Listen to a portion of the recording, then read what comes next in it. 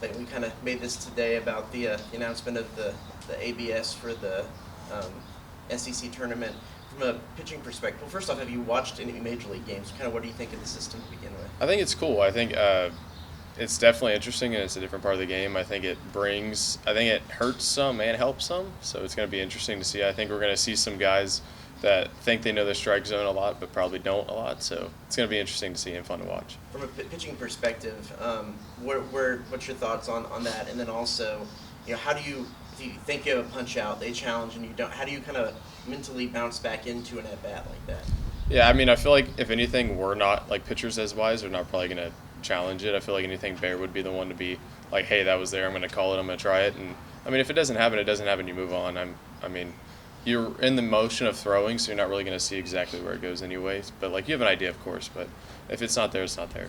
How do you guys handle it right now with the TrackMan system that y'all been using all season?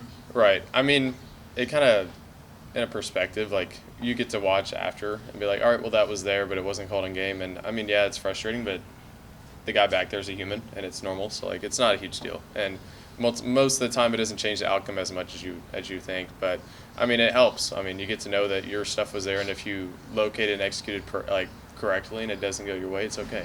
You can move on. Coach told us that Ethan's going to be starting on Friday this week for you guys. Just what have you seen from him that you think he can step into that role and have some success? He's going to have a lot of fun. He's going to compete. I mean, he's done it for a while. He's a veteran. He's been in these situations. He's been about it. So, I mean, it's going to be fun to watch. And we're going to see Shane. So that's not something to worry about.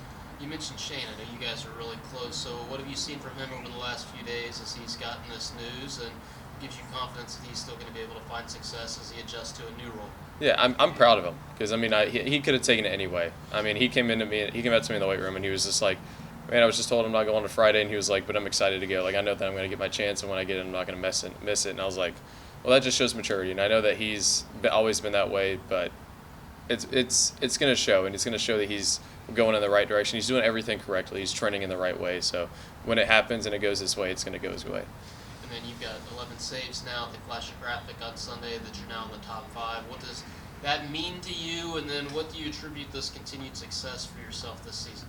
It's cool. It's really cool. I think that it, from a stats perspective, it means a little more on the stat sheet and stuff than to me, but at the end of the day, I just want to win. If that means that I somehow get more saves, then I just want to keep winning, and if that happens, that happens. How do you, going back a little bit to Shane, how do you,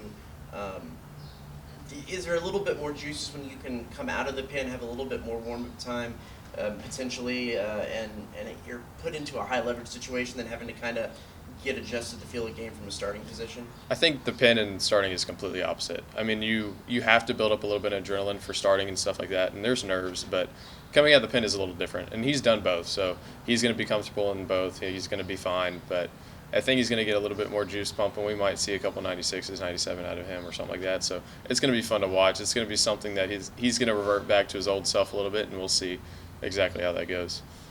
Conversely, just what have you seen from Wes in the last weekend, and just what you think that kind of outing can do for him moving forward? Oh my, I love that dude. I mean, I'm his guy. Me and him are super close. He talk, and he's one of the few guys that I talk to that I can tell actually listens, and like we have great conversations, and he's been working his butt off, and I mean the past 2 or 3 weeks it's just been shown. Like he's absolutely an animal, and he's completely going in the right direction. He looks amazing, and he's just going to keep going.